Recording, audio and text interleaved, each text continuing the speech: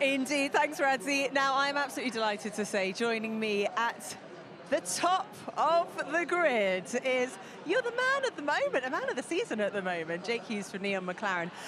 Jake, did you think this moment would ever come? Because you obviously did 2 seasons as reserve driver with Mercedes, moved across to McLaren. This is your rookie season, and now you're on pole position. Yeah, I mean, I've always had pretty good belief in myself, to be honest, that I would eventually get to, World Championship in Formula E. It was been my goal for 3 or 4 years now, and position myself as a, first of all, simulator driver with previously Mercedes, then the reserve driver for 2 years. So it was always in preparation for hopefully the day would come that I would get a race seat. So it's a credit to the team, that now I'm here as a rookie and I can perform straight away. It was brilliant to see, because obviously yesterday you went up against Sebastian Buemi in that battle for pole position. And, Sebastian Buemi, he's a champion. He's a Season 2 champ. He's also had the most pole positions in Formula E. So in a way, it was sort of the maturity and experience got the better. But today, you really showed him. Yeah, I guess so. I think we put the car a little bit in a better window for the duels today. Yesterday, we were pretty quick in the groups, and when we went to full power, we struggled a little bit. And we were pretty much, on target every lap we did. So again, credit to the team, but yeah, it was quite nice to get one over on Seb after yesterday. Just quickly, can you hold this position? Big question. We'll try. We'll do our best. I mean, as you saw yesterday, some cars look quite efficient, but our job is to do the best job we can do. I think we learned some really good lessons from yesterday. So hopefully with all of that combined, we can have a better result. Well, enjoy the moment. Have a great race, and we'll see you at the end. Over to you, Vernon. All right, thank you, Nikki. I'm with Winnie Harlow. How are you? I'm very well. How are you? Yeah, very good. Lovely to see you on the grid. It's always nice when we get introduced to our very special guests. Formula E is all about sustainability. It's all about saving the planet in the way that we race. But you have got your own skincare range, which also does that as well, sustainability. Yeah, it's called K-Skin. It's about SPF and making sure that your skin is protected from the sun. But also I want to make sure that we are not leaving a carbon footprint. So everything is recyclable, and we are making even more progress to be making even more than just not leaving a carbon footprint. I want to make sure that we are working towards helping the planet and not destroying it. It's a difficult message to get across, isn't it? Because, Thank you. Thank you very much. Why don't you just come and say hello? Hi. What's your name? I'm Mubin. Okay, Mubin, big fan of yours. Oh, my goodness, it's so good to see you here. How is everything? Very good, thank you. What's your favorite thing about Saudi Arabia so far? Oh my gosh, well, you know what? This is my 3rd time here. I think my favorite thing is my Vogue cover that I shot here. There you go. Yeah, thank you very much. Nice to meet you. Thank you. But obviously it's an important message that we have to get across in every way, shape or form. 100%. You've got your media team here. Look at the guys. There you go. Well, good luck with everything. Thank you and it's so an absolute much. privilege to meet you. I appreciate it. You look amazing. Thank you. All right, I'll go and find Take Mitch care. Evans. Thank you, Winnie. Right. Mitch Evans is over here. The alarm's gone off. That means that everyone's got to clear the grid. Mitch Evans is here. We've got Adrian, his PR person. He's having a selfie. Here he is. I know you've got... I know. How are you, Mitch? How are you feeling? I'm feeling good. Got no idea what to expect. Yes. Why? Why? Because this is a data-driven race. Why? Surely you've got some idea of what's going to happen. Yeah. I wish. Honestly, yesterday was not the best race. We're hoping for more, but unfortunately, just didn't go our ways. We're in a better starting position. Let's see what we got. You've got the McLaren boys front and back. Obviously got Jake, his rookie season, but he's been in FE for quite a while as a reserve driver for the Mercedes team. And then you've got René Rast, who is a tactician behind you. Yeah, I mean, the McLaren team's been really, really strong. Jake's been super impressive as a rookie. But we've been strong. We've been strong compared to them in the races. It's the Porsche I'm really worried about. They've been like on YC quick, so yeah, and they're starting closer to the front. So look, we've done our homework. We're trying to do our best, and then I'll get you in the car now. But yeah, absolutely. But anyway, you go for it. He's got to get in his car, which means I've got to go and find someone else, which means that they'll also be getting ready as well. Let's see if we can find René Rast. No, he's sat down. Sebastian Buemi is sat down. Let's have a look. Oh, man. Pascal is sat down. Jake's just about to sit down. Let's see. Oh, Nicky's just spoken to Jake. Oh, Edo's just put his helmet on. This is a shocker. Here he is. Mr. Roster, how are you? I'm good today. I'm tired, but I'm here. And we're not that far from the front. All right, this is your debut as the team principal, the Maserati team.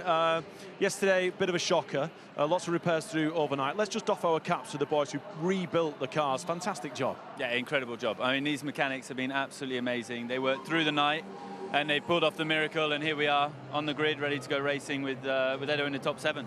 Yeah, fantastic. Well done. Good luck. Wishing you all the very best after what happened yesterday. I mean, phenomenal job by the team. It really is amazing to get these cars back on the track. All right, Nikki spoke to Jake Dennis earlier on. Jake, it's a bit like deja vu, but got to you just before the helmet's gone on this time. What's the strategy from this point in the race? Let's try and repeat what we did yesterday. You know, it's we've got some really fast cars around us still, but you know, there's no hiding that we have good efficiency. So if we can just try and have a clean race or clean start, obviously on the dirty side of the grid, and then get involved, you know, see where we're at, overtake some cars and try and win the race. Podium finish, win? For sure, we'll give it a go. For sure, no problems. Brilliant. All right, good luck, Jake Dennis. Burning back to you.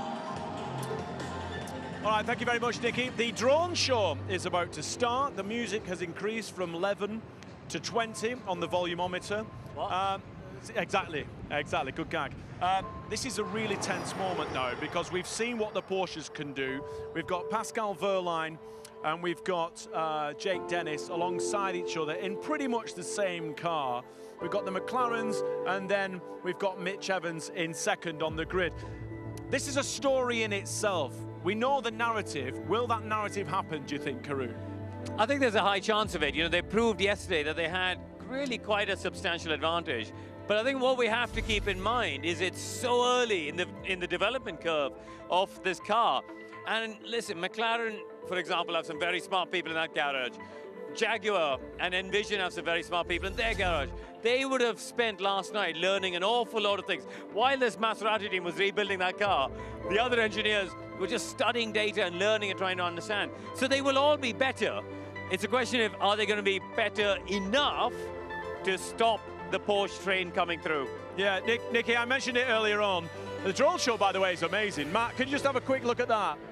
Oh, we've got it on another camera. It's unbelievable. 500 drones all working perfectly well together. I'll be honest with you, when I fly my drone, it's into the trees, but safely, of course. Nikki, there's a lot of stories. Let's talk about the DS team, the Penske DS team, because they've not really done what we would have expected from Jev and Stoffel Van Dorn. We were odds on. We all came into this, you know, the start of this season saying the DS Penske boys, they were the ones with the target on the back, and they've been nowhere really. They've only got 7 points between them so far this season. The likes of Avalanche Andretti have got 53. This is the time when they really need to start turning things around. I think there were a lot of questions, although Stoffel did say that they have made some progress since FP3 this morning, so this could be the turnaround time. Yeah, I think the Penske team have struggled to learn the tyres that your friends at Hankook have been putting on the table. But yeah, maybe they'll learn something today. Yeah, my mate Manfred is well up for it today. Here we go. The drones are up. The drivers are down. We are ready to race. Enjoy. Race 2 from Diriyah. One of the most spectacular races of the season is about to get underway. Brand new car, brand new season.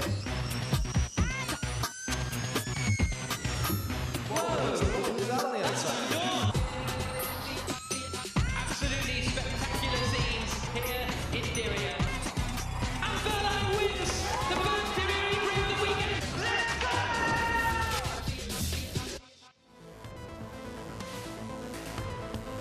go! Moments away then from the start of this E-Prix and the spectacular drone show in the sky with the Formula E steering wheel rotating high above us here in Diriyah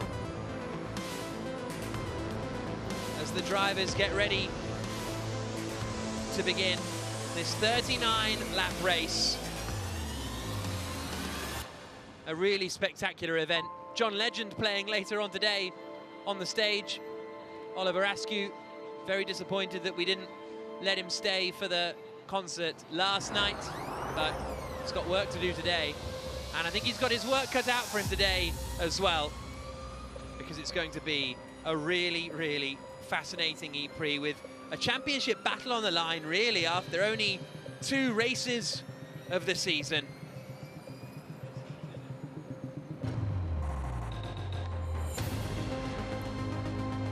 The sun has set here in Diriyah. The floodlights are lit up around this spectacular circuit. It feels like the perfect night for some electric street racing.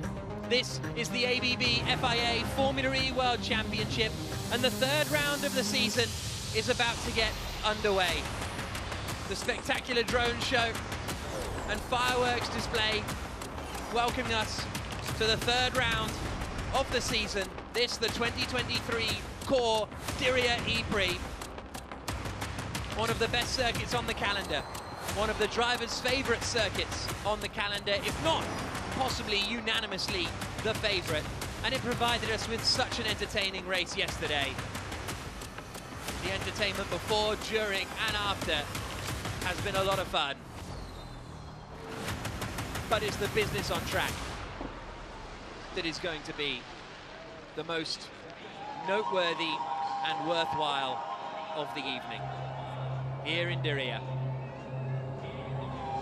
The cars are lined up on the grid. They're about to make their way around from the dummy grid to the main grid itself. Pascal Wehrlein and Jake Dennis carved through the field yesterday from 9th and 11th respectively. This is how the grid lines up today. Apt Cupra are at the back.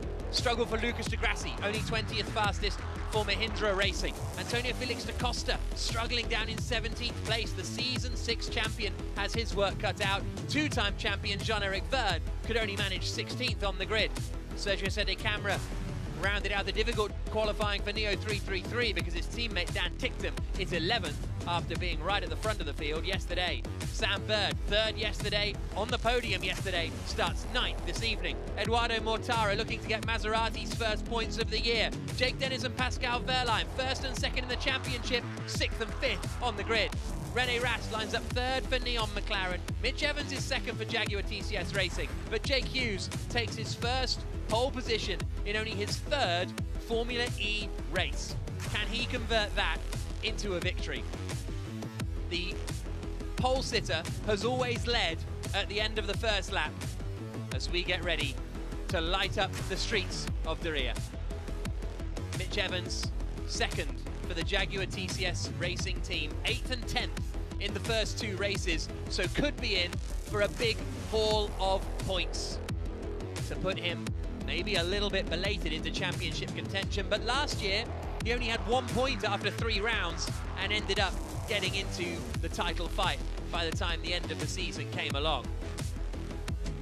But it is Jake Hughes who will start on pole position in the Neon McLaren.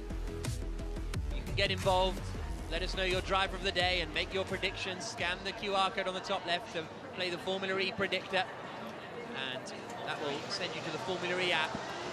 And the cars now pull away off the line, heading around this first half of the lap to line up on the grid. My name is Jack Nichols. Alongside me in commentary here is the former Avalanche Andretti driver, Oliver Askew. Hello, Jack. Are you excited for this? I'm really excited for pumped. this one. Really? Yeah, I'm pumped. Fantastic. The grid walk was great. Saw a couple celebrities. Always great to see them here, as well as the fans. Packed grandstands here this weekend. They're making their way around now from the dummy grid to the main start straight, because where the timing line is, basically isn't long enough to have a start straight. A few things we're going to see today include attack mode. Now, the rules are a little bit different this year. Instead of it being set by the FIA, you have 4 minutes to use in 2 stints. So whether you do 1 minute, then 3 minutes, 2 minutes, then 2 minutes, or 3 minutes, then 1 minute, is entirely up to you. And we saw quite a mixture yesterday. I thought we only saw 2 and 2. I mean, if you use one, no, there was some 1 your and 3s. Your attack runs out by the time you get to, you don't get to do a full lap because the lap's so long. But if you do one, yeah. when you then use 3, yeah. you get 2 runs. That is true. Up the straight instead of 1. That is true. It all depends on whether you have some free air to take a cheap one. Yeah. It's fascinating. Yeah, double race weekend here. A few differences from yesterday. That is, of course, these drivers don't have to worry about a small amount of time in between races in case they have to rebuild their car. So I think we're going to see some aggressive driving here at the beginning of this one. And other teams have also had some time to go through the data last night to try and close that gap to the two Porsche-powered cars starting 5th and 6th, who completely dominated the race yesterday. We see Jake Hughes starting on pole, a fantastic qualifying, and just doing some burnouts here to get the rear tires warm.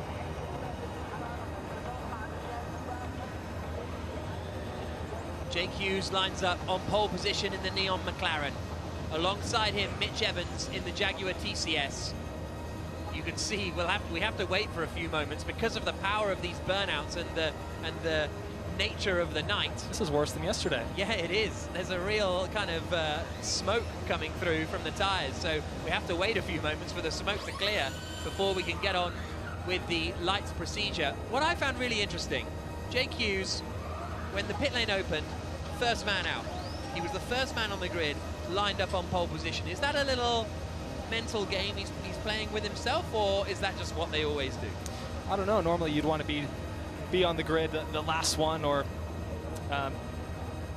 there. You don't want to get there quickly because then there's more time for the tires to cool off while you're sitting there. So as you can see here, I think the drivers realized from last night that the more heat that they can get into the rear tires, the better launch that they're going to get. So we're going to be following Wehrlein and Dennis a lot, 5th and 6th on the grid. Dennis leading the championship by 1 point over Pascal Wehrlein. Sebastian Buemi is 3rd in the championship and 4th on the grid, so he could be in for a good afternoon to haul himself up into title contention. But there's also the fight for the race win, and that, in the early stages at least, will be Hughes versus Evans. Evans is on the dirty side of the grid. It'll be the right-hand side as we look at it now on board with Dennis, the left-hand side when we're looking at it from here, and see whether they get a good getaway on that left-hand side. It was even enough that the left-hand side could hold position. Here we go. Round 3 of the championship. Hughes on pole, Evans alongside him, all 5 lights are on. We go green in Diriyah. It's a reasonable start from Hughes. Evans is coming at him, and Evans is going to get him into turn 1. Evans, can he take the lead of the E-Prix? He can, from the dirty side of the grid. Mitch Evans has taken the lead. There's a bit of contact with Sam Bird into the back of Eduardo Mortara, coming into the second part of the chicane. Everyone else makes it safely through, but Evans has taken the lead. Hughes in 2nd, Rast in 3rd. Wehrlein is up into 4th, Mortara 5th. Buemi got a terrible getaway from 4th on the grid, and he's now under pressure from Jake Dennis already.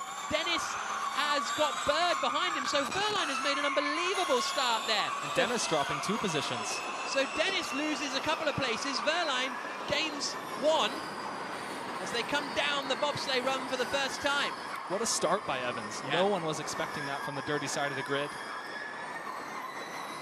So a great launch there, getting ahead, and as he starts to set the pace. That's the first time ever that the leader, or the pole sitter, has lost the lead on the opening lap of the race here. Such is the nature of that being the clean side, the other side being the dirty side.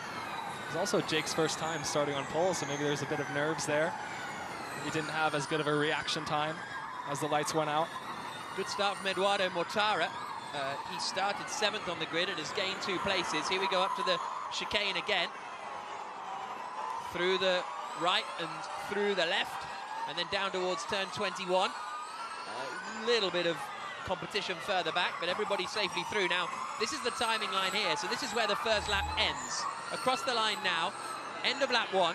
Evans leads, Hughes 2nd, Rast 3rd, Wehrlein 4th, Mortara 5th, Buemi 6th, 7th is Dennis, 8th is Bird, 9th is Van Dorn, and 10th is Max Gunter. So Van Dorn has lost out as well at the start because he qualified 8th and has now fallen behind Sam Bird, who's got ahead of him. Lap 2 of 39, and Evans in the lead. That'll be big for Wehrlein's race, gaining those that place off the start, and such a shame for Sebastian Buemi. And we didn't see the speed of the Porsche until about halfway through the race, when these energy numbers start to show on the screen. That is then relayed to the teams. The teams don't know until we see on the broadcast.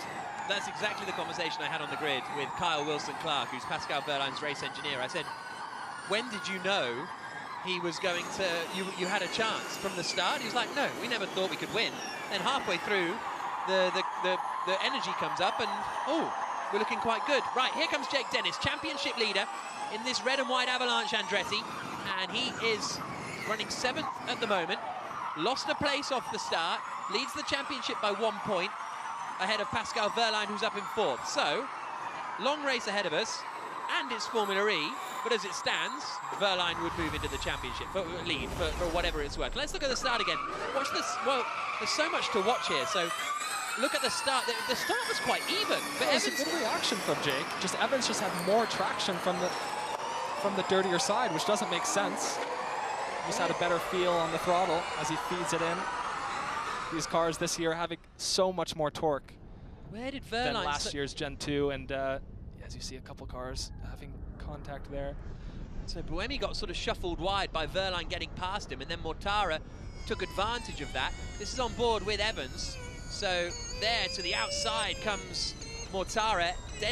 On board with Dennis, and Dennis goes to the outside and then just kind of gets a bit hung out to dry. Yeah, obviously much more grip there on the inside of turn 19. Dennis covering a little, coming into the chicane from Sam Bird.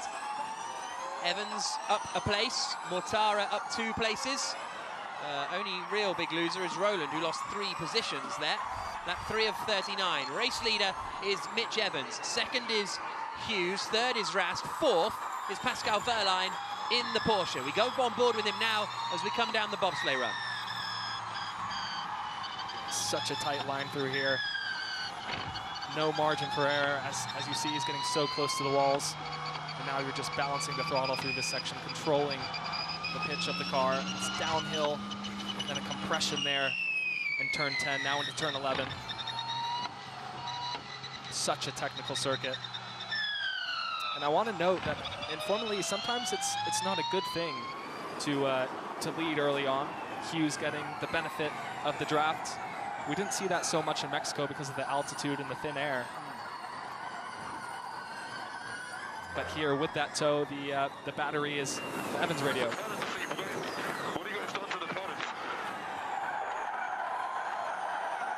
Mitch Evans on the radio.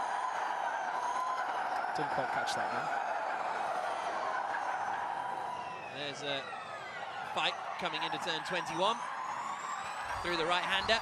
Race leader across the line again, and they're swapping fastest laps here. Evans fastest lap, then Hughes, then Rast, then Wehrlein, then Mortara. As they come now through turn 5 and down the hill again. Evans' lead up at the front is half a second. Hughes and Rast second and third. That is the Neon McLaren team. So Mitch Evans was complaining about the pedals on the radio. So not sure what that's about. Asking if the pedals had changed positions, but normally that's not a thing the mechanics would change after the start of the season, and especially without driver consent. Through turn 16 and up the hill again.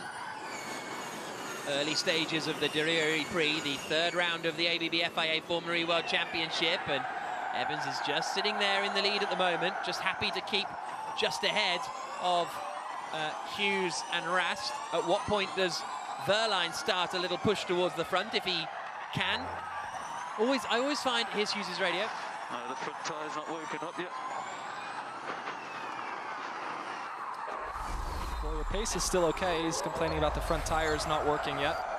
This was, as you see, Lotterer going past Oliver Roland, so that is a move for 18th position now as Roland takes that place. And yeah, let's look at it again, coming into turns 18 and 19. And yeah, it's a fascinating, I always think this is the, I don't know much about cycling, but it kind of feels like that, it's always the early stages of who's going to brake, who's going to go for it, who's going to, you know, well, quite literally expend their energy, and at what point, and who's happy just sitting in the train in the early stages. The driver who led the opening 6 laps yesterday, Sebastian Buemi, didn't even finish on the podium. So we have a long way to go. Here's Evans across the line, then it's Hughes and Rast. Then it is Wehrlein in 4th position. 5th is the blue Maserati of Eduardo Mortara. Then Buemi, then the red car of Dennis. Here's a look from -2, Alpha 4 -2 clicks. That was Fenestraz trying to get ahead of Sergio Sede Camera. That message is to Hughes, maybe to get a bit more energy into the fronts or something? Yeah, Alpha -2. That's maybe a rotary dial on the wheel, maybe changing the diff setting possibly, or maybe even an energy strategy. So these teams all have code words and settings over the radio so that other teams don't figure out what they're doing if it is a situation where they're changing the energy strategy. Bird radio. Energy is good, energy is good. Energy is good, says Sam Bird, who's running in 8th place, right up behind Jake Dennis. As we come through the bottom of the hill at turn 14 and now towards turn 16. Evans continuing to lead. So I believe Mitch Evans was complaining about the paddle rather than the pedals. I think that's a Kiwi translation issue. Keep it up, mate. You're up on energy on Mitch, who's leading. It's encouraging stuff for Sam Bird, although he'd probably rather be leading. Phil Ingram on the radio to Bird there. So yeah, he was talking about the paddle rather than the pedals, Mitch Evans, which makes a bit more sense. Now, Maserati are running in the points for the first time this season. Eduardo Mortara in the Maserati MSG running in 5th spot. And they had a horrible day yesterday. Both cars crashed out and couldn't take part in the race. They scored no points in the opening race weekend in Mexico City, but running in 5th for Mortara and 10th for Gunther. So much better for them here in what we all believe is quite a quick car. But Wehrlein's starting to look racy here in the Porsche, isn't he? In 4th spot in the black, white and red machine. He's over the back of Rast here. Yeah, still no information on where these cars are at as far as energy, and the teams don't know either. Although the teams know what the status of each of their cars are. So that radio transmission between the two Jaguars was just based on the energy status of those two cars. So until we see it on the broadcast, the teams won't know either. I think Hughes here is in the catbird seat. He's has his teammate behind him. Evans in front is setting the pace as we see a couple cars starting to take attack. Yep. We'll see. That's going to trigger a chain reaction up to the front of the field. The two Neos activating it. Here's a look at Jean-Eric Verne. Oh, having a bit of a fight here with Antonio Felix da Costa, former teammates last season. And they are squabbling over 15th position. Da Costa ahead at the moment.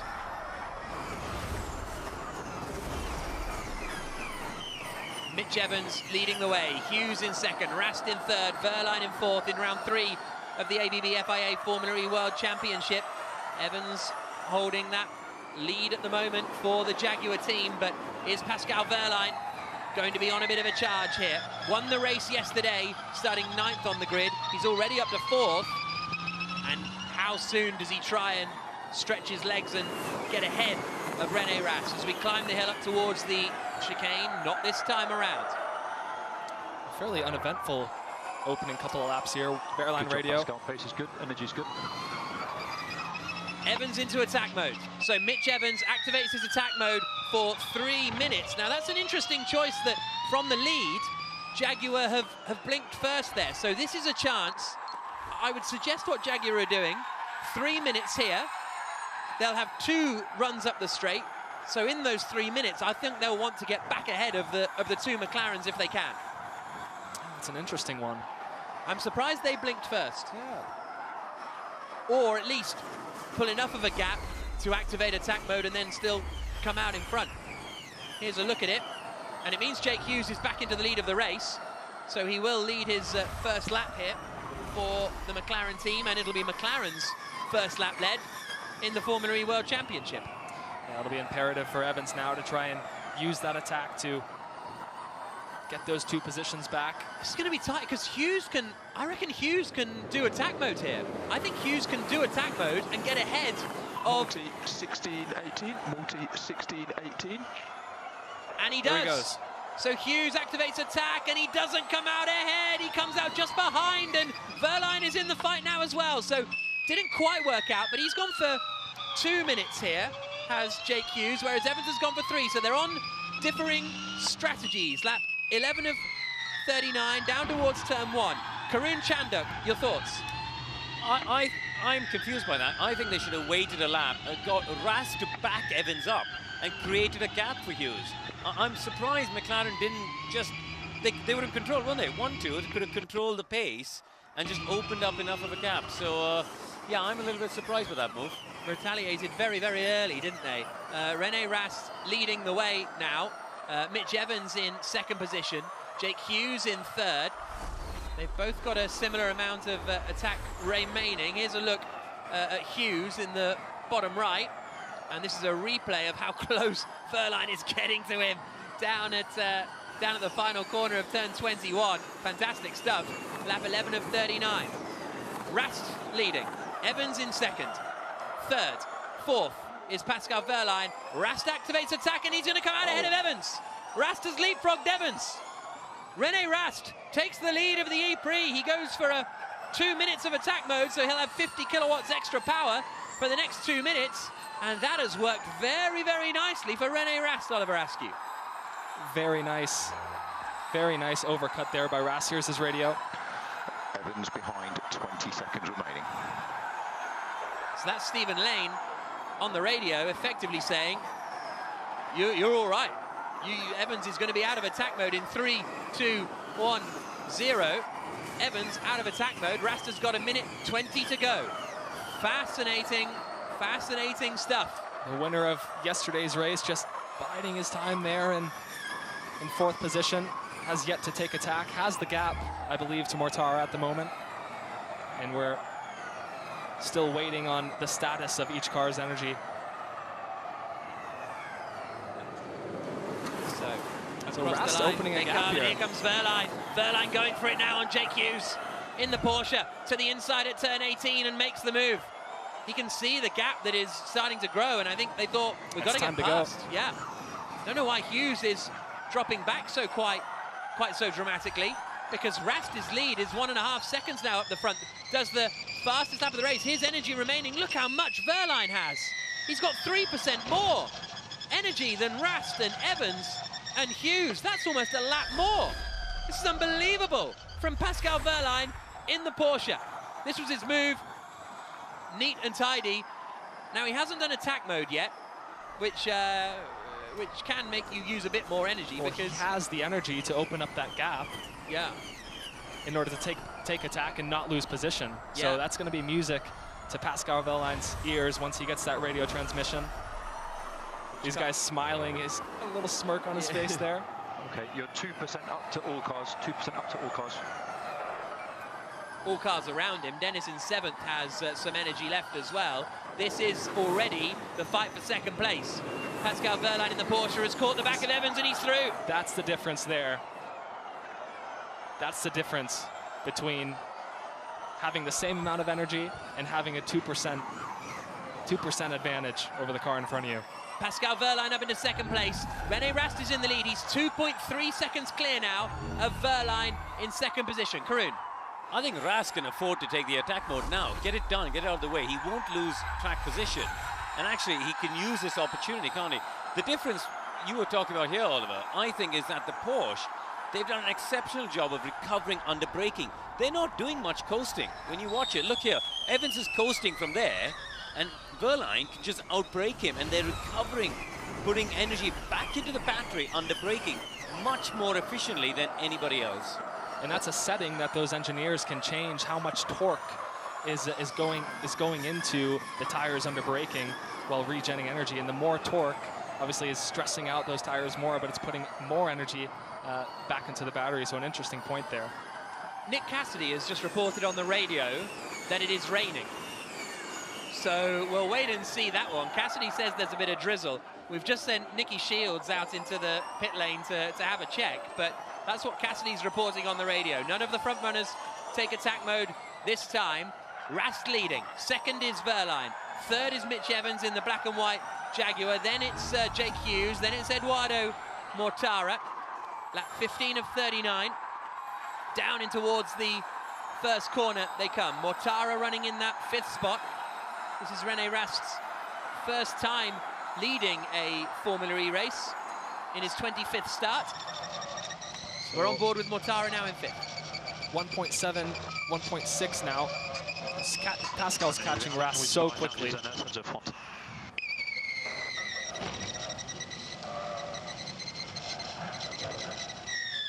down the hill to turn 14. Mortara running quite nicely at the moment in that 5th place.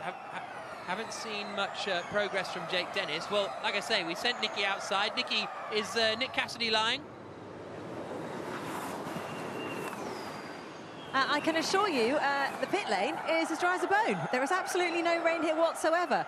So perhaps there's a different climate going on in another part of the track, but there is no rain in the pit lane, Jack. Thank you, Nicky. Pascal Wehrlein activates his attack mode for the first time. He's doing 3 minutes on his first run, and he is now, as they come across the line, 2 seconds behind René Rast, but he's in attack mode, Wehrlein. So the charge incoming. There's Jake Hughes, who's running in 4th place. He is 3.2 seconds back from René Rast at the moment, his Neon McLaren teammate, who is leading the race. So Rast leading, Wehrlein second. Interestingly, the other Porsche of Antonio Felix da Costa is being told he's over-consuming. He's down in 14th position, so difficult day for da Costa. Yeah, I'm a little bit surprised to not see Dennis make any immediate ground once that energy showed up on the broadcast here. He's still in 7th position. And he can almost see the podium in front of him, these cars in front running nose to tail. Karun? I think the train is built up behind Evans. Repeat now. He's almost flat into 18. So he's almost flat into 18. So the cars in front of Dennis deploying energy into the only passing zone on the circuit. Wehrlein has already caught the back of René Rast. We're on board with the German here, looking to do the clean sweep of Diriyah. It was his 50th Formula E race yesterday, his 51st today, as they drop down the hill. Wehrlein's led 10 laps this season, these 7 laps led.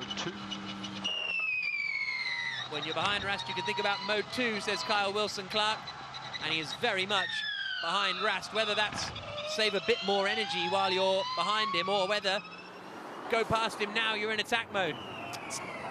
No better time to make that move than when you're in attack. It's probably a mode change to deploy a bit more energy on this part of the circuit. He's a little far away, is he? Coming into the chicane. Next lap. Onto the brakes, not quite close enough, but he's very much caught the back hit. Oh, Rast goes through attack mode. So Wehrlein into the lead of the race. René Rast, though, activates his attack mode. So Pascal Wehrlein out in front of the 3rd round of the championship. Second is René Rast, who's just activated his attack mode. So he'll try and close back in on Pascal Wehrlein, but he's now being told on the radio, Pascal Wehrlein, to be efficient now that he's in the lead of the race, Oliver Askew. Yeah, I hate to say it now, but I think this race is all about 2nd position. I expect Pascal, with the pace and efficiency that car has, to just set sail into the distance. I don't want to say into the sunset, because it's already set. He's a bit late for that. There's only been one race where we've had a German 1-2, which was Mexico City last year, when Wehrlein beat Andre Lotterer, his teammate. Here's a look at Wehrlein activating his, René Rast activating his attack mode, and Wehrlein going through. So, Wehrlein leading, Rast in 2nd, bit of a gap back to Evans, who's still running in 3rd. 4th is the other McLaren of Hughes. 5th is Mortara, 6th is Buemi. Everybody else just playing the chess game at the moment. Buemi activates his attack mode, so that allows, he drops 2 places. So Dennis is now up into 6th, and that is Buemi's 1st attack mode. Yes, it is. Mortara, Dennis and Bird, 5th, 6th and 7th, the cars in front of Buemi here, yet to activate their attack mode, and we're approaching half race distance. Yeah, only halfway here, still a lot of action to come. A little surprised by how quiet this race has been so far. I think there's plenty of action to come here, Karun. I think Dennis is sitting tight like he did yesterday. If you look at what happened yesterday, the first half of the race, he didn't really do much. And then in the second half, he didn't do any coasting or any energy saving. And I think sitting in this train, behind the likes of Mortara and Evans here, I'd be interested to see when the energy numbers come up, whether he can do the same today. Yes. But just want to point out, it's not just about powertrain, is it? Because Dennis and Wehrlein are miles ahead of their teammates. Here comes Dennis. He's right on the back of Mortara, coming up for 5th position. And he sends it to the inside. He's a bit far back, and the door's closing. Oh, Mortara holds the place. Use this gap ahead. Use this, what was that, the message to Dennis? To use attack and use the, don't quite understand that one. Not sure what that was about. Bounces it's over almost a half pass there into turn 18. Didn't really present himself to the inside, and now he has the Jaguar behind him of Sam Bird breathing down his neck. So, yeah, like you said, Karun, I completely agree. We expect him to have a bit more energy than the cars in front, but he's just not able to make that move and close the gap to Pascal. So as you see, a slow motion, beautiful shot here of the Porsche in the lead. Leaving turn 15, 16. Wehrlein leading the race. Rast in 2nd.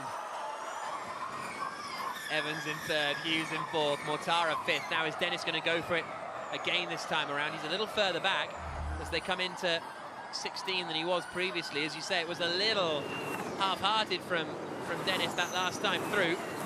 He's right underneath the rear of Mortara, not this time. Wehrlein through attack mode. He's got his 2 attack modes out of the way. He's still ahead of René Rast, and he is looking very, very comfortable now in the lead of this one, Pascal Wehrlein. But Dennis, all of a sudden from attacking Mortara, now looks a bit under pressure from Sam Bird. There's a gap from Mortara to Dennis of 6/10 now. Bird's just 2/10 behind him. We go on board with Bird now in 7th position, trying to chase Jake Dennis. Yeah, I love this shot here. It really shows how close these cars are to the apex walls. Blind corners here in Sector 1. And you don't want to go an inch offline because it's so dusty around this circuit.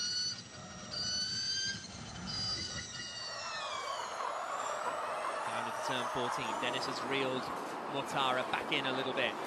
Because as it stands, Dennis needs to make a bit of progress as far as the championship is concerned. Wehrlein's out of attack mode now. Energy-wise, Bird's looking strong. Wow. Same deployment as Mortara T18.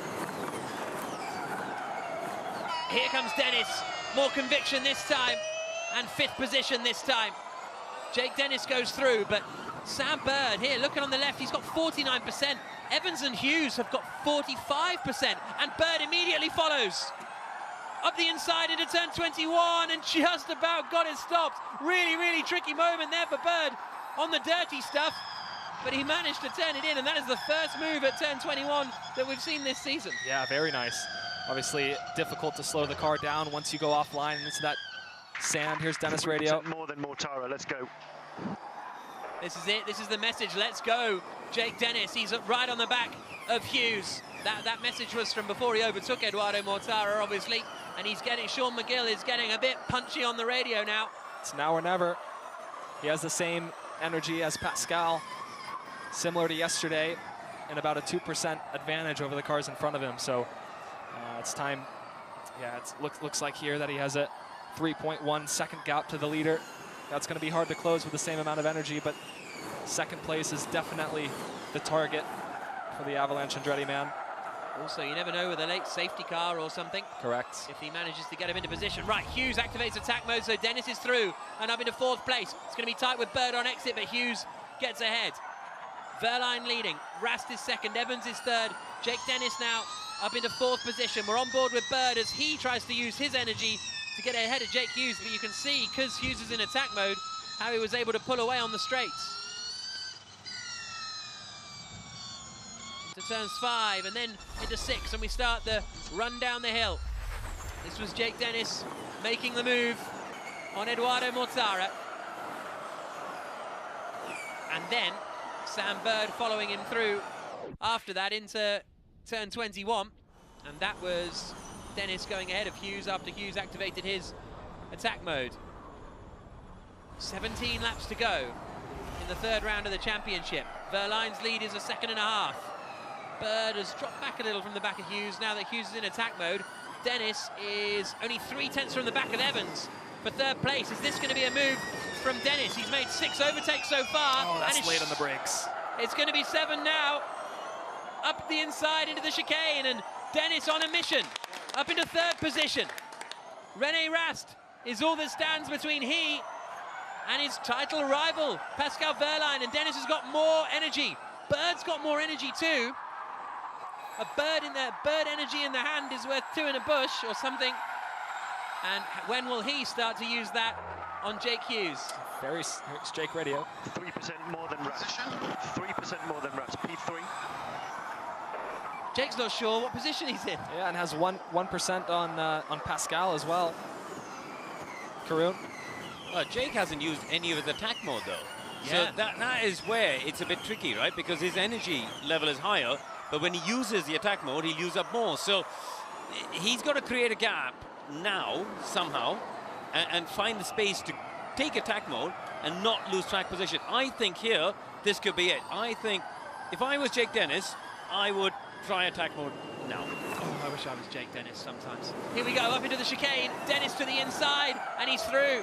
Dennis up into second place. Also on the attack is Sam Bird. He's finally cleared Jake Hughes. The two Jaguars up into 4th and 5th now.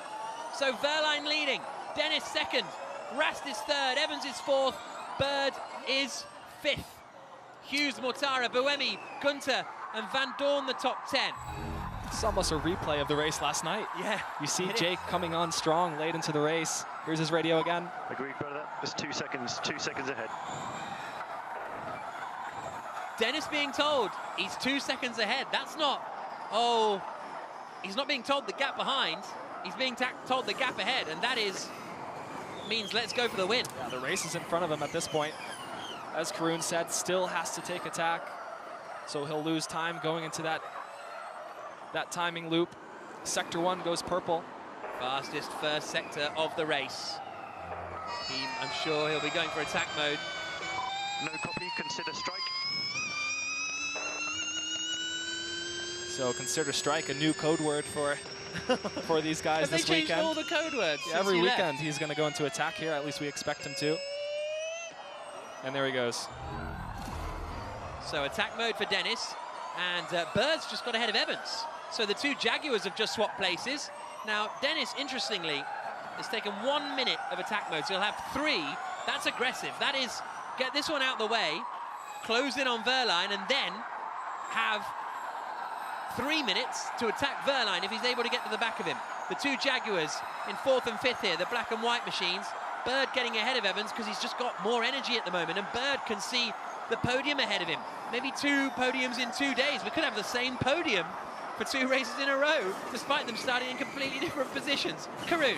But Bird's not had any attack mode either.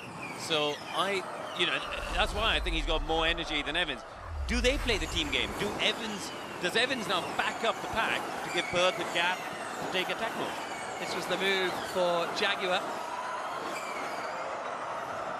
Bird getting ahead of Mitch Evans and up into that 4th spot. Some management to be done. Well, not really, actually, because Bird's off. Because Bird is gone. He's right on the back, and he's up into 3rd.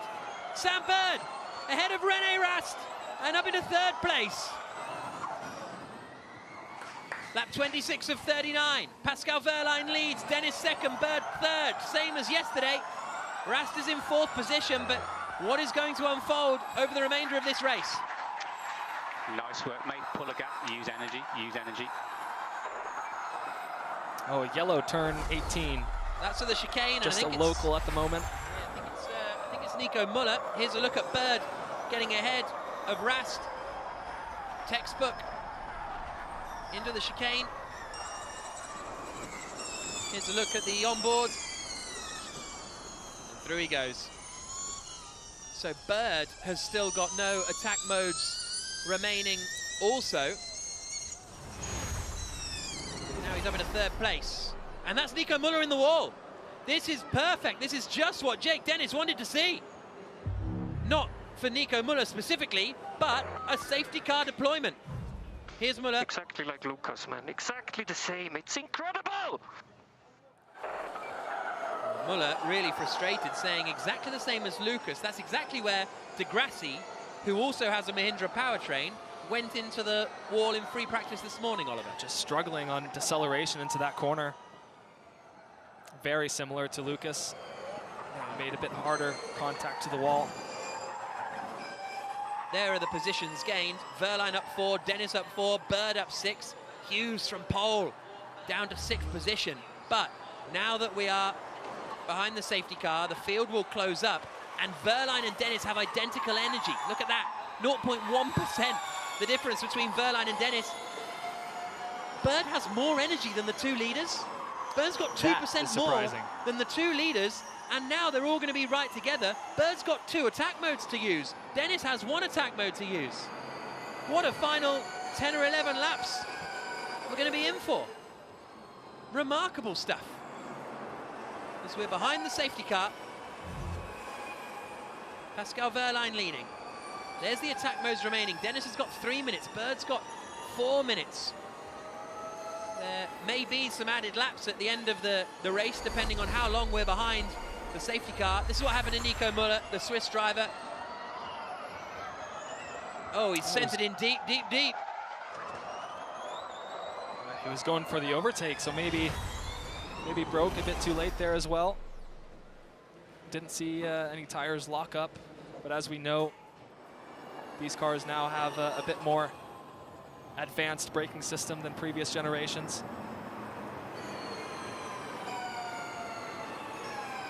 So we're on lap 28 of 39. There is Nico Müller out of the E-Prix, and a tough weekend for Abt. Gets a little bit more tough, but we are in for quite the finale when the racing gets back underway. Should do. You're energy rich, mate. Very energy rich. Just need to let this play out. Very energy rich is the message to Sam Bird. Let this play out. How do you think it's going to play out? I don't know how this is going to play out. Well, he still has 2 attack modes to use, so that in itself is going to use energy, and he's going to lose time going through those loops. It's how he uses the attack to his advantage to gain time and potentially overtake the 2 cars in front of him. I still think the race for the win is between the 2 cars in first and second. This is exactly bold prediction. This is exactly what Jake Dennis wanted as well. A safety car, a reset. His heart's got to be pumping at the moment. He knows he has to make that decisive move over Pascal, and he's not going to give it up easily. Now, you can't activate attack mode behind the safety car, so you've got to wait till it comes in. Dennis has gained, or made, 5 overtakes. Bird has made 4, Da Costa 4, Gunter 3. Obviously, Wehrlein's made some as well. 11 laps to go. Unless Wehrlein's maybe just gained most of his places through other people going through attack mode, and then he pulls away potentially. Lap 29 of 39. Van der Linde running at the back, making his Formula E debut this weekend. You hear the screeching of the front tires of these cars going through Sector 1. Super important to continue to keep heat in those tires through this safety car period. See a cool evening here in Diriyah. So safety car might potentially be in this lap, but we'll see. And now you see the white flashes coming around here. We're behind the safety car in Diriyah, but not for much longer, because the car of Nico Müller has been cleared. The field is backed up, so maybe one more lap behind the safety car, with Pascal Wehrlein leading the way. So that graphic is overtakes, not positions gained. So Dennis made all those overtakes. Wehrlein, I think the start doesn't necessarily count, and then neither does a car going through attack mode. So Jake Dennis has done a lot of proper overtakes here.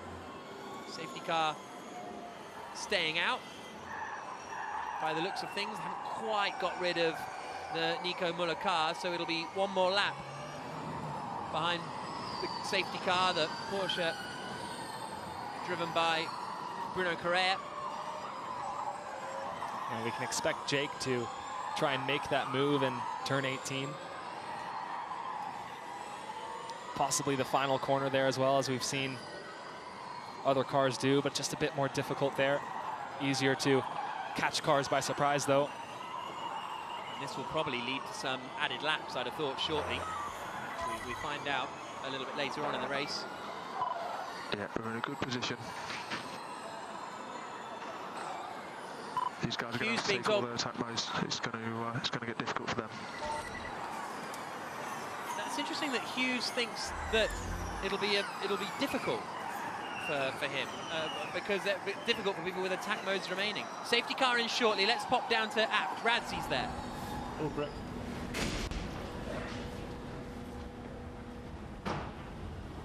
Well, thank you very much. I'm currently stood outside Apta Cupra's garage, and I have to be said, it's fairly somber scenes here. Speaking to the guys in the garage, there doesn't seem to be a technical or hardware issue that resulted in Nico Muller's accident. However, it was simply a locking of the rear tyres. The guys here aren't worried about anything moving forward, but simply a mistake in the overtake in turn 18 that cost Nico Muller very dear. It has to be said, as he walked past me here, he was not interested in talking. He was interested in getting to the back and kind of gathering his thoughts. Safety car in.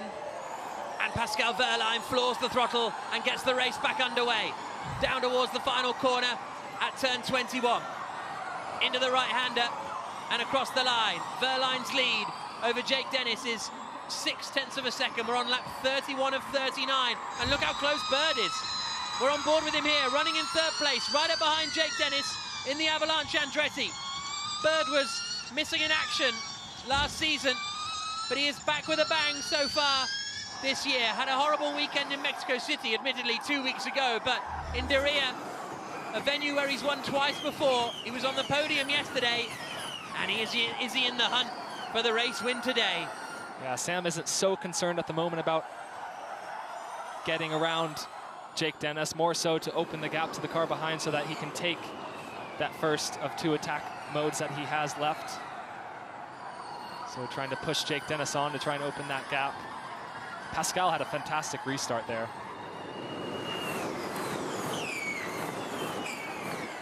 Into the chicane.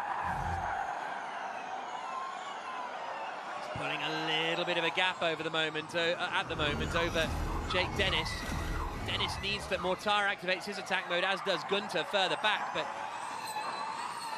Dennis and Bird, they sort of both need to build a gap to get further ahead of Rast before activating their attack mode, because if Dennis activates it now, he falls behind Sam Bird. Bird's got 4 minutes to use.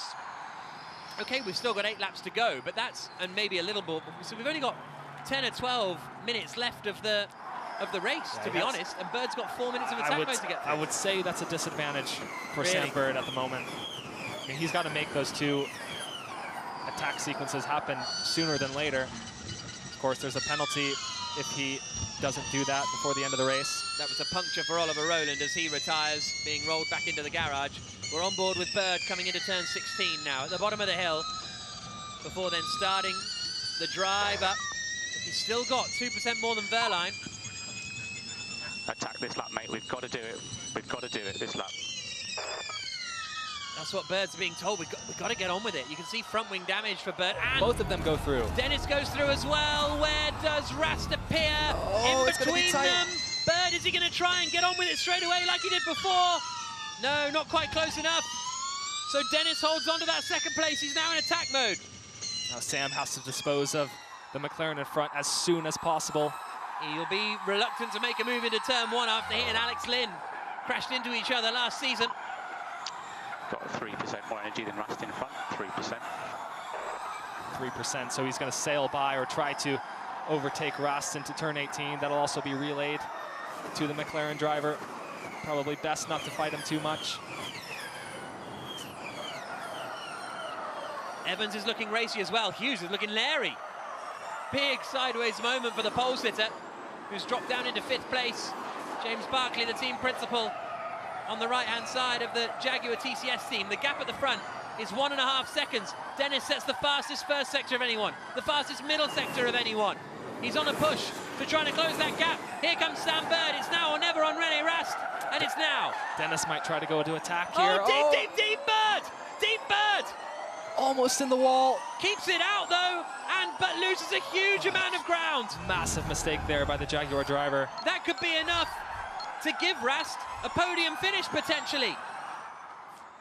Wehrlein leading on the last lap of the race. Dennis did the fastest lap, 4 tenths quicker than Wehrlein. The gap comes down to 1.4 seconds. Here's his radio, Bird.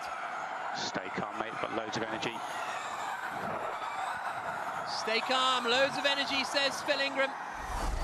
But Sam Bird just overcooking it as he tried to make the move on René Rast. He was coming from fairly far back. Just difficult to slow the car down on the dirty side of the circuit. Oh, he's got damage to the right front of his wing. Yeah, that was from the opening lap. So possibly a light right front tire there, definitely hurting his deceleration into 18.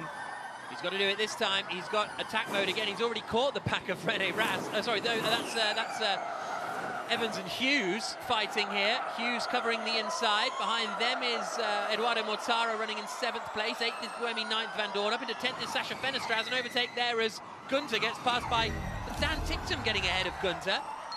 It was. Ticktum overtakes Gunter. Now Gunter enters his attack mode. 5 to go, but I think we'll have some added laps. Here's René Rast radio. Starting at 6 laps remaining, 6 laps. So he's being told 6 laps remaining, so I think we're going to get 1 added lap. In the meantime, Jake Dennis took his final attack and has set the fastest lap of the race in his pursuit for victory here this evening. Now 1 second back from Pascal. Very, very close up at the front of the field. There is Jake Dennis. There's Pascal Wehrlein, and there's Dennis closing in. It's a repeat of yesterday. He's got a little less energy than Wehrlein. That's the issue for Dennis. It's out of attack now. Pascal pushing hard sector 1. Well, so falling out of attack before he gets to the back straightaway with that 1 minute sequence. Here comes Bird again on the back of Rast. This time he's a bit too far back. He's making it hard on him. He's not going to give up that position. And there goes Bird through his second attack. So Bird has a bit more energy still than Rast, but not a huge amount more anymore. Van Dorn and Cassidy are the only 2 drivers still with an attack mode to use. Good work, mate. Let's go. Let's go. Let's go through the attack mode and use that extra power to close and pass René Rast for 3rd position. Definitely wasted some energy on that attempt on René Rast just a few laps ago. Still has a decent advantage. Just needs to make it happen cleanly in turn 18, most likely. Gap between 1st and 2nd pretty stable at the moment at 1.1 seconds. But can René Rast hold on for a podium finish? He has 2 podiums only in his Formula E career. There's the energy remaining. So Bird's still got more. Despite going in deep, he's still got more than those around him. Onto the brakes into the chicane. So he should be able to get Rast, but the chance of getting Dennis and Wehrlein, I think, has gone for Sam Bird. Added laps-wise, we have 1 added lap because of the time behind the safety car. And Dennis not really able to close in on Pascal. Still just over a second gap between the 2. Sam Bird radio. You got 2% more energy than all the cars ahead, 1% more than the cars behind. So really good efficiency here by the Jaguar. Yeah. So some good work overnight by that team. Interesting that Evans has struggled a little more in terms of efficiency. Obviously, he started 2nd on the grid and was a bit more involved in the fight at the front. And if you're further back in the pack, you can save energy a little more. But nevertheless, it's a good job from Sam Bird, running in 4th place. Come through turn 16 and then up the hill. Is this going to be the moment for Bird? No threat behind, eyes forward. No threat behind, so you can take your time if you need to pass René Rast. He's so close to the back of him, isn't he, in this fight for 3rd position. And Evans is putting the pressure on Hughes as well. Our reigning champion, Stoffel Van Dorn, with 13% energy, the most of the field at the moment. Back in P11 now, so Dan Ticktum getting around him. We're expecting Stoffel to make a late charge here. Try and score some more points. Dennis was 0.2 of a second slower than Pascal Wehrlein on the last lap. There is Dennis. The gap is a 1.5 seconds between the Porsche and the Andretti. Here's Dennis's radio. Targets. Bird has 2% more, but he's tucked up behind Rast. So they're a little concerned, the Andretti team, about how Sam Bird's getting on. Karun. Yeah, I was going to say, I think Andretti have got to start keeping an eye on what's happening behind. I know it's only got 2 laps to go, or 3 laps to go, but I think Wehrlein's done enough here to break away. Van Dorn's had some sort of an issue on the last lap because he was 8th, and then he's dropped 3 places. So something's happened to Van Dorn. As soon as I said that, he started dropping down the order. So it's about a 1.5 seconds slower on that particular lap. That puts Dan Ticktum up into the points in the Neo, and he thought that it would be very difficult to get points this evening. Bird minus 3.3. Dennis being told how far behind Sam Bird is. Having said that, Van Dorn is less than a second behind Ticktum with 3%, 4% more energy at times. So Van Dorn might be able to get back up into the points, but still, well, we'll talk more about it in the post-race show. But fascinating situation at DS Penske. Here's René Rast radio, 3rd place. Stephen Lane letting him know 2 laps to go. It says we're on lap 39 of 39, but then we will be doing another lap for the added laps. So Bird needs to get it done if he wants to get it. He's got the energy to do it, but a little surprised he hasn't maybe done it a tad sooner. Yeah, Rast definitely not making it easy on him with this tight nature of Sector 1.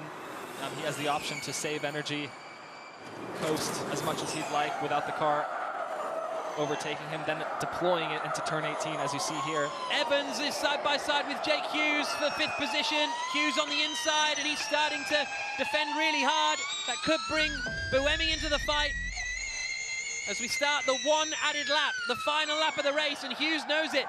He's defending 5th place at the moment for Jake Hughes, finished 5th and 8th in his 2 formulary races so far. So that is a get your elbows out, mate, on this final lap. Not a great transmission to hear. Here we go then, final lap of the race for Pascal Wehrlein. Coming down the hill. Jake Dennis is 2 seconds back. There he is in the red and white Avalanche Andretti. Hughes has only got 1% of energy. This is going to be really tight for him to get to the end. Evans and Buemi could get him on this final lap, but Bird could still get René Rast, and will be thinking he should be able to get René Rast. Here comes Wehrlein up into the chicane for the final time. He's very low on energy at the moment. So is René Rast. This is Bird's opportunity for 3rd place. Sends it. He's not quite close enough. He's nudged him. A little bit of a nudge, I think. And Rast holds on. But can Bird get it to the final corner? Meanwhile, Pascal Wehrlein does the double in Diriyah as the checker flag falls. Wehrlein wins again, takes the lead of the championship, and 3rd is René Rast after a great fight with Sam Bird, and Hughes is still He's defending. out of energy. He's out of He's energy. out. Oh! The Envision gets by the Jaguar, I believe. Evans pushed Hughes over the line, and Buemi got past Evans because Evans was bump drafting Hughes over the line. Remarkable end to the Diriyah E-Prix. Ticktum gets a point in 10th place. Wehrlein, though, takes the win for the Porsche team. Remarkable performance. Double win! Yes! Oh man, you smashed it. Absolutely smashed it. Kyle Wilson-Clark on the radio telling him he smashed it. Absolutely smashed it. Celebrations in the Porsche garage. Florian Modlinger there. Solid enough job for Andretti. Smiles all around. Let's see if we can have a chat with Pascal Wehrlein after taking his 2nd win of the weekend. Pascal, it's Jack. You're live on TV. Superb win again. This is easy.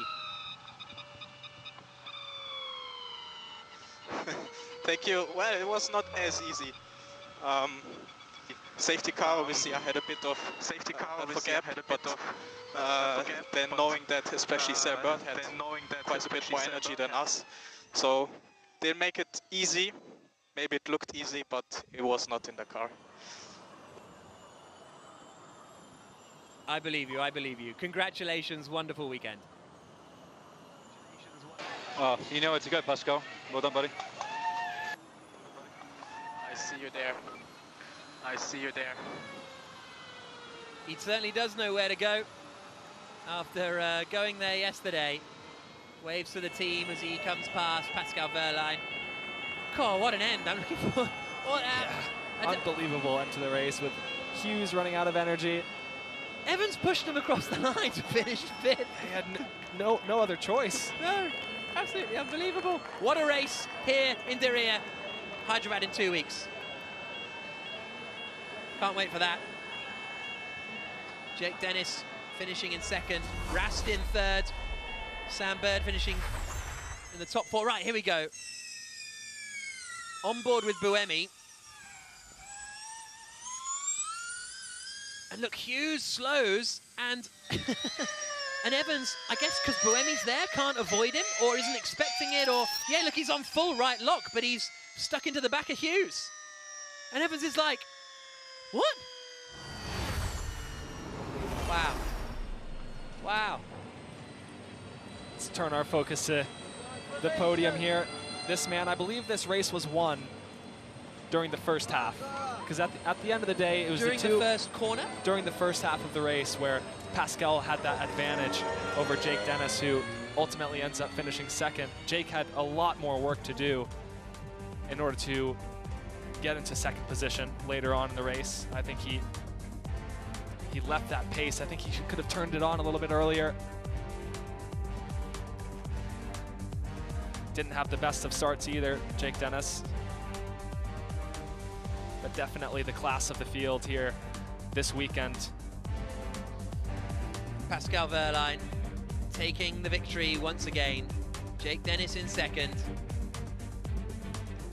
There are question marks up and down the Formula E grid of, you know, sometimes you just get a weekend where the team are hooked up, they nail it, new cars, and then you go to the next race, completely different. But 3 races in, Wehrlein and Dennis first and second in all 3 of them. But we go to Hyderabad next, a place where no one's been. So I don't think it's as straightforward as it seems for the rest of the season. No, I don't think anyone was expecting this dominance to continue after Mexico. Obviously, Porsche doing very well there historically. Van Dorn's under investigation. Van Dorn didn't do a second attack mode, so maybe that's where he lost places. Anyway, Pascal Wehrlein. Oh, hey! Keep your balance there, bud. First time this weekend, Pascal Wehrlein has looked even slightly out of control. Jumps onto the car and takes the win. Like I say, maybe that's where Van Dorn lost his positions, because he failed to activate attack mode, arguably, and it was the last point, and then there's no point doing it again because he was already going to get ruled out because he couldn't use it by the end, but we'll wait and see. Yeah, not easy to stand up that quickly, especially on top of the halo after a 40-lap race here. Sometimes a bit dizzy getting out of the car. Yeah. So Pascal Wehrlein, driver of the race from 39% of you on the vote on the Formula E app. And he gets weighed. Jake Dennis goes over to get weighed as well. Of course, this will give Wehrlein the lead of the race by 6 points. Sorry, the championship by 6 points. Ahead of Jake Dennis. Fenestraz, Mortara and Ticktum all scoring their first points of the season. I love Pascal's attitude. He's just all business. Yeah, he is. Hard to get a smile out of him sometimes, but tell me about it. Super intense. No, I like Pascal. We had a good laugh at lunch, didn't we? We were sitting at lunch. He was sitting by himself. We said, you can come join us if he wants. He said, no, I'm sitting with my friends, which was no one. But the rest of the team did arrive later on. And what a popular man he's going to be in that team now. He already was, to be fair. But Antonio Felix da Costa finishing in 12th spot. Yeah, Lauderer down there as well. The 2 teammates to the first and second runners here today. Huge crowd at the podium. There was an act on in between qualifying and the race, so the fans flooded to the stage here. Then they're flooded back to the grandstands, and then John they're Lennon tonight. I'm excited for that. Legend. You're gonna let me stay? Legend. John Legend. Legend. What did I say? Lennon. Lennon. That'd be quite the coup. I wish Lennon was playing. I know. But John Legend is enough. That's for sure. That's a classic. That's a classic Askew. I love it. That's worse we've than had me. fun here this weekend. That's worse than me calling Wehrlein Askew yesterday. We can go here now from our race winner. Nicky Shields is down there on the stage. Pascal Wehrlein, I don't think we have ever seen such a dominant start to a Formula E season. Congratulations, another win. Yeah, thank you very much. This weekend is incredible. I mean, a double victory. Our race pace is incredible. Again, today we had the perfect strategy, using the attack modes in the right time and not having to use it again after the safety car was obviously crucial. Yeah, what can I say? Just amazing from my team. All the hard work pays off finally, and I'm so proud of them. And yeah, thank you very much. This weekend will be one I will never forget. How different does this win feel from yesterday's win? Well, today, I would say yesterday was a bit more exciting because I had more cars to pass, but today was not easier. I would say it was even a bit more difficult. Obviously, the others learned from yesterday. Sam Bird had quite a lot of energy in the end, but still had to take his attack mode, so probably that saved us a little bit. But you could clearly see that they made steps forward today, and it was a bit more difficult today, actually. So is this going to be a repeat performance? You and Jake Dennis on the podium again in India? We will try. Congratulations, our new championship leader, Pascal Wehrlein. So Pascal Wehrlein fought his way through at the start, overtaking Sebastian Buemi up into 5th place. Dispatched the 2 McLarens. Dispatched Mitch Evans. And when René Rast activated his attack mode, got through and took the win. And he's straight into the crowd again. He'll crowd surf a bit later. Let's hear from our 2nd place man, shall we? Nicky. Jake Dennis, huge congratulations, back on the podium, another P2. I'm sure the feelings are slightly bittersweet though, so close to the win. Yeah, you know you're having a really good season when you're a little bit disappointed with P2, but yeah, we just didn't have a great start. Again, Pascal had a good one, we had a bad one, and then yeah, there was just so much work to do once I got past Buemi, but great job by the boys. We had such an efficient powertrain again. Once I sort of cleared Buemi, I could really move forward quite quickly, but by this point, Pascal was too far away to beat, but you know, he can have this one. We'll come out swinging back in India and try and take the championship lead back off him. Excellent, that's what we like to see. And obviously, we've got the McLarens up here as well, now fighting, matching the pace with you guys.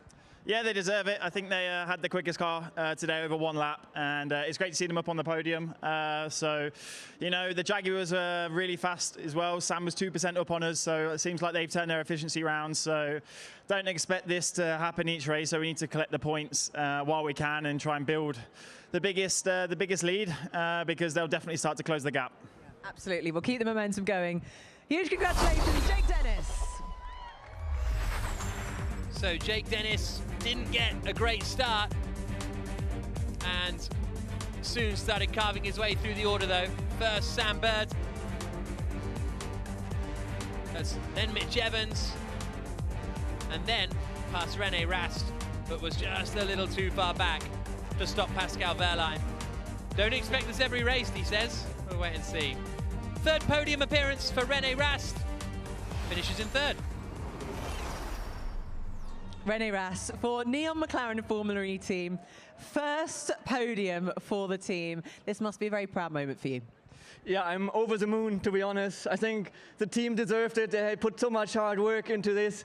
And, you know, we were executing so well the whole weekend. And especially from where we come, or from where I came, from Mexico, especially also on Thursday, having no pace and now being on the podium, defending against Sam, who had 2% more energy. It's just, it feels like a victory. And I cannot thank the boys and girls enough at Neon McLaren. They did an awesome job. And it's really a lot of fun, you know, working with them. And, yeah, very happy. Did you just see the opportunity? You knew Sam Bird still had to take an attack mode, and you really did seize it. Yeah, actually, before the safety car, I was not about to fight him because he had so much more energy. And then all of a sudden, the safety car changed everything. And I thought, maybe we have a chance for the podium. And I started fighting him, and it worked out in the end. Excellent. Huge congratulations. René Rast. Delighted, René Rast. This is a look at him holding on to third place in the early stages. Fell behind, or got ahead, sorry, of Mitch Evans. Got taken by Sam Bird. Well, managed to hold off Sam Bird, actually, didn't he? Right in those closing stages. Really great fight between the two of them. And a first podium of the season for the McLaren team for René Rast. Remarkable race. Let's head down to Karun and Vernon.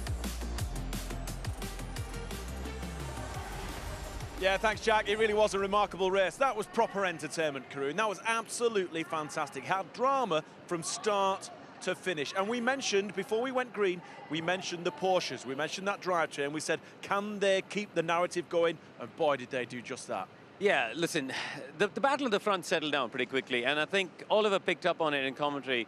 The difference between Pascal and Jake was the opening corner. Pascal got up to fourth, Jake lost a place, and Jake used too much energy and lost too much time to get up into that second spot. Otherwise, I think he could have challenged for the win a bit more. So that settled down.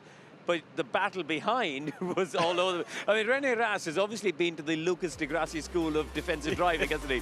Because he managed to defend off Sam Bird in a tremendous battle there and did a great job.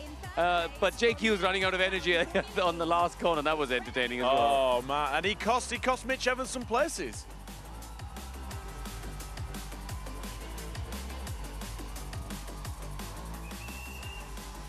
Yeah, we see René Rast taken to the podium. Congratulations to him. I mean, a really nice guy, but also a driving technician, Jack.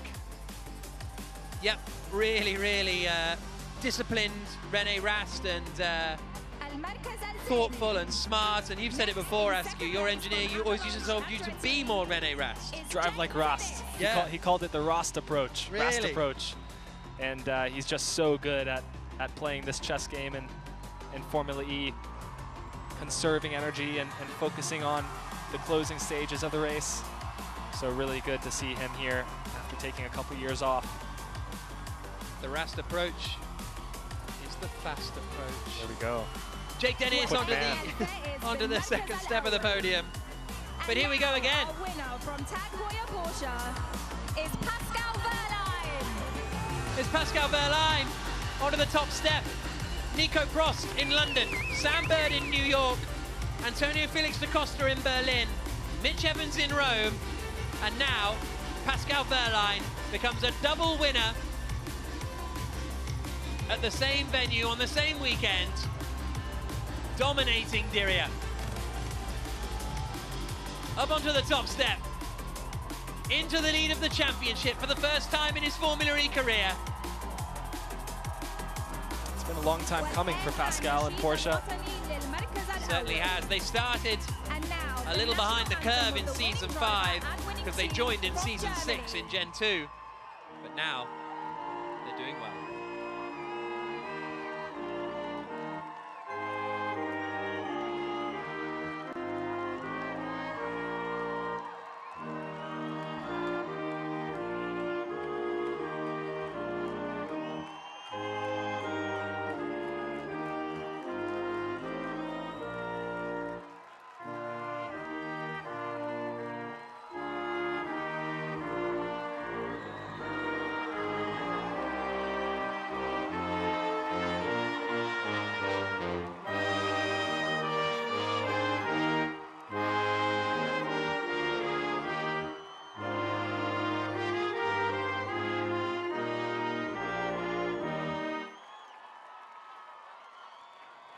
The German national anthem for both Pascal Wehrlein and for Porsche.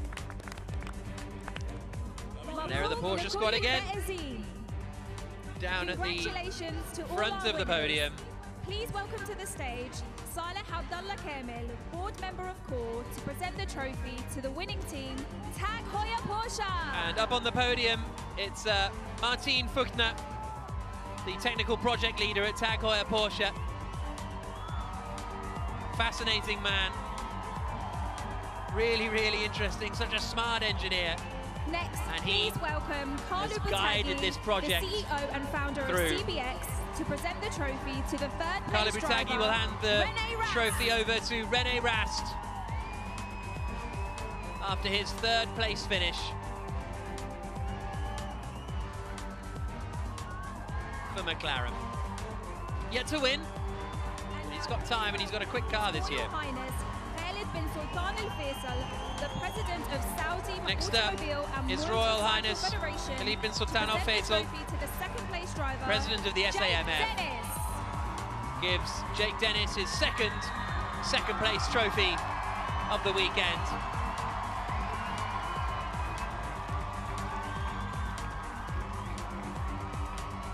His Royal Highness Abdulaziz bin Turki Al Faisal, the Minister of Sports, will hand over the trophy to the race winner. To our winner, Pascal Wehrlein. A fourth win in Formula E for Pascal Wehrlein. He's doubled his tally in one weekend in Diriyah. And he will celebrate on the top step of the podium, having moved to the lead of the championship. And goes straight down to celebrate with the teams. Our booth is shaking. We're about 200 yards away. I know. So the bass lines and fireworks absolutely kicking off here. If Askew hears a bass line, he can't sit still. Nope, I'm on my way. As the fireworks erupt over Diriyah and Riyadh. The Porsche squad getting to celebrate once again. Down under the podium. Is Wehrlein going to do another? Yes, you bet he is. Oh no, come on. I thought it was going to be a crowd surf, but they're going to do the jumping thing. Delight for Porsche as they celebrate down there. A double win for Wehrlein in Diriyah, but can he do it again in Hyderabad in 2 weeks' time?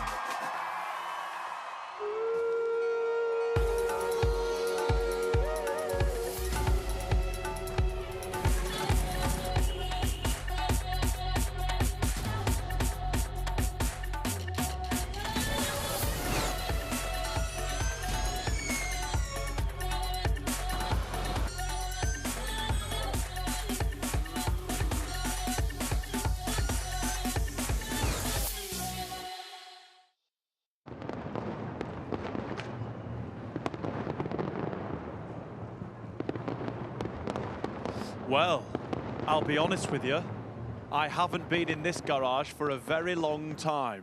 But there's a story behind it, and the reason why we're here, we've been talking about you all weekend, Dan Ticktum. Your one-lap pace has been awesome. You've managed to put some points on the board for the Neo 333 racing team. You must be pleased with the overall performance of yourself this weekend.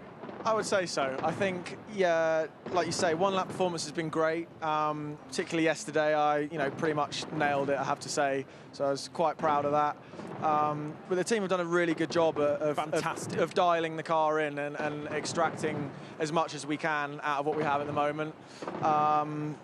The race yesterday was very tough. I sort of got into a spiral of slightly over-consuming and, getting overtaken, and then it just goes backwards and backwards. But today didn't quite nail qualifying. I think everyone else sort of improved a little bit as well. But the race, we made a few changes overnight for one lap pace and for the race as well. A couple of small changes. They are small, but they helped a lot in that race. I was able to be so accurate.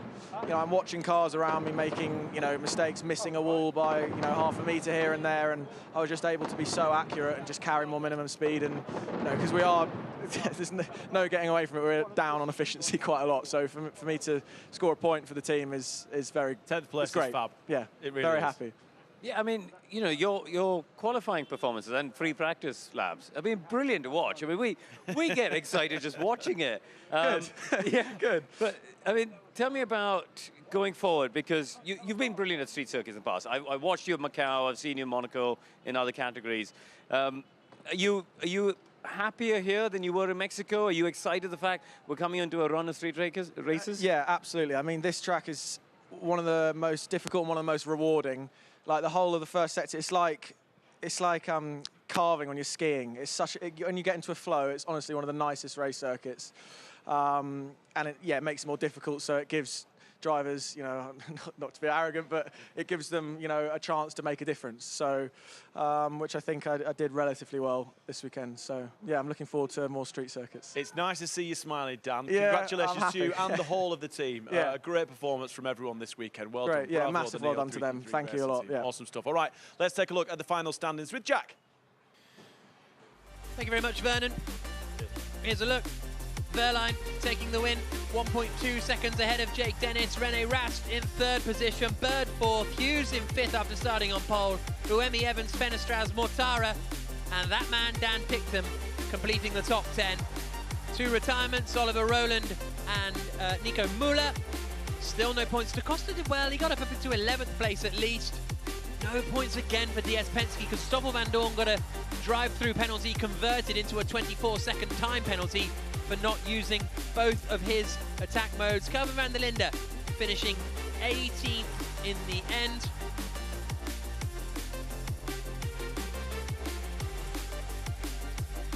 And that was the results after the Diriyah E-Prix.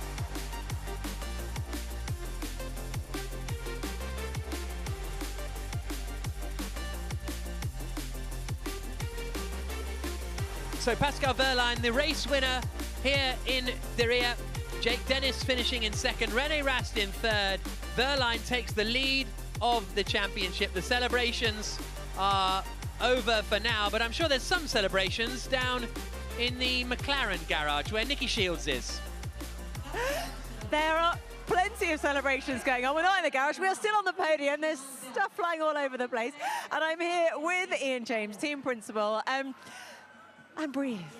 You can relax now. You've had your first podium. I know, phenomenal result. I couldn't be proud of the team.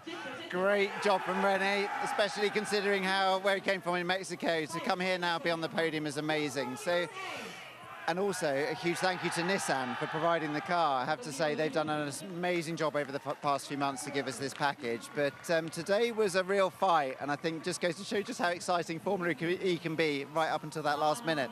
Yeah, how were the emotions on that last lap? Because Sam Bird was pushing right till the very end. I think Sam was pushing, Mitch was pushing, so I need to go and see James afterwards and see if he's still talking to me. But I think it was, yeah, I mean, at the end of the day, we knew we had to stay ahead. We knew they had more energy than us, and that's always going to be a challenge. So for the team and the drivers to really stay that focused and that under control is testament to their characters. They did really well. Well, speaking of which, one of your drivers here, the man of the moment, René Rast. What would you like to say to René? This is probably the first conversation you've actually had since he was on the podium. No, this guy's been an absolute rock all the way throughout. I think the work ethic, and I've spoken about this so many times before, and the effort that's gone into this result shouldn't be underestimated. But I feel that something's clicked, and now it's clicked.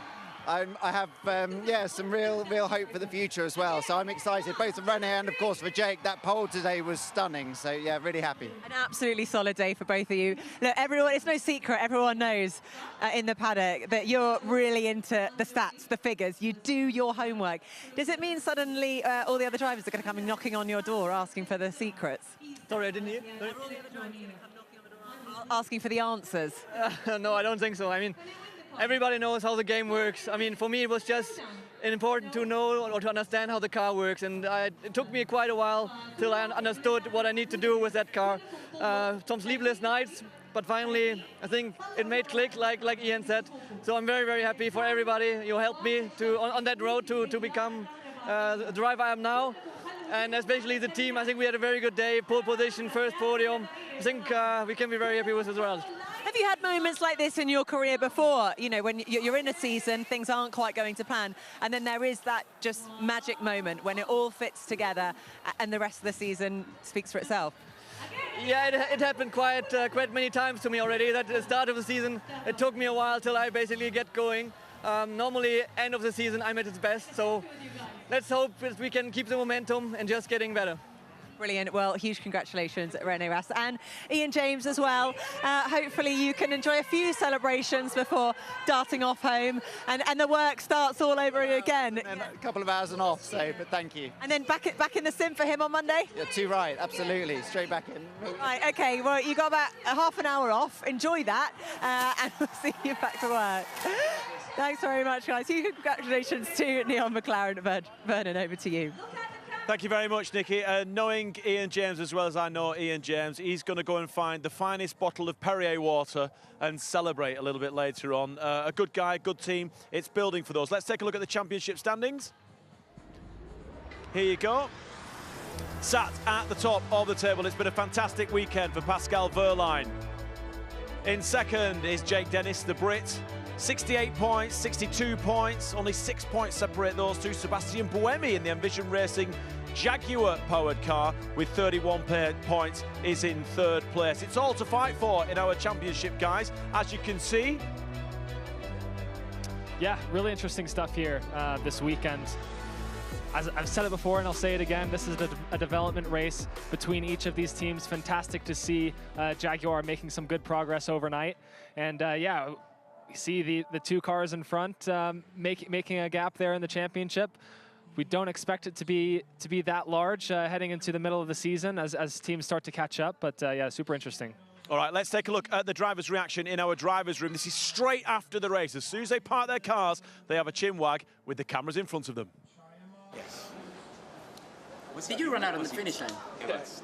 You're quite the specialist at that at the moment. I had no clue where next to the last corner. But I saw you rolling. 400 metres back. Really? I should have both of them. It was risky. Sam, you nearly had it on Renault 1 lap. Yeah, I went straight on. Otherwise, I think I could have gone to attack Jake. Because we had good pace. No, it's Who's that? Calvin or Nico? Pas 0,01. There's no grip that way. Actually, did that in practice. I would have liked to see the surface temperature on that. This is I lock up. Straight on. Man, that's the longest comeback ever. Little air upgrade. Oh, it's so close. It nearly stopped. Oh, mate. The thing is, when you start locking it, it just goes faster. It just doesn't stop. And then last lap, he just about held up. Renault knows what he's doing, don't he? Yeah. Could have gone with Look up. Oh, but you don't even have the red light anymore. Look up. This car's dead. No power, it's dead. Oh, yes. Oh dear. Oh, Mitch. Mitch is going to be so angry with me. Qu'est-ce qu'il fallait pas faire? No power. I bet he was flat out. He was flat out. Without pushing him, I would have made the two position. Yeah, you would have got me. Yeah, because for 40,000. Man, that's so unlucky. We knew you had something similar in London season 2. Mitch is not going to be. I had the shutdown halfway down the straight back. You just came, brum down the back, just pushed me to the finish line. Yeah, you were not happy. The ending of the race was very similar to Mexico a few years ago. Was it Pascal Wehrlein that ran out of energy and then Di Grassi overtook him right on the line? I mean, poor Mitch Evans. He put in a shift today, but that ending wasn't really deserved. No, I mean, he came out the big loser on that, didn't he? Because he basically pushed Jake over the line, which is what Bohemian was saying. Thanks for that. But yeah, I think Jake drove a very good race, but he got heavily compromised in that early part and then overuse the energy to try and defend and make up the ground. But to me, I think the team will look back and realize they could have done something a bit better on that first attack mode. I said it during commentary. I think they should have used Ras to back up the pack, give Jake an opening. He only needed another 6 or 7 tenths, and he would have come out still without losing track position. In the end, he dropped behind 2 cars, whereas Ras didn't, and that was the difference between where they finished. Sam Bird came out and he was saying he could have won that once he got weighed by the FIA. It was a huge, brutal mistake that he made, though. Yeah, I believe he left his attack mode too late into the race as well. So, yeah, like I said early on, it's fantastic to see Jaguar close that gap to the 2 Porsches in front as far as pace and efficiency today. And, yeah, it was a huge mistake there as he locked up on the dirty side of the circuit on the deceleration into turn 18. Very easy to do, though. Yeah, the conditions have changed. It's now quite cold here in Diriyah. Gentlemen, thank you, Karun. Oliver, thank you as well. It's been a fantastic weekend here in Saudi Arabia. We hope you've enjoyed it as much as we have. We go again in India for the first time in Hyderabad. We'll see you there. one of the most spectacular races of the season, the 2023 CORE Diriyah E-Prix. And we get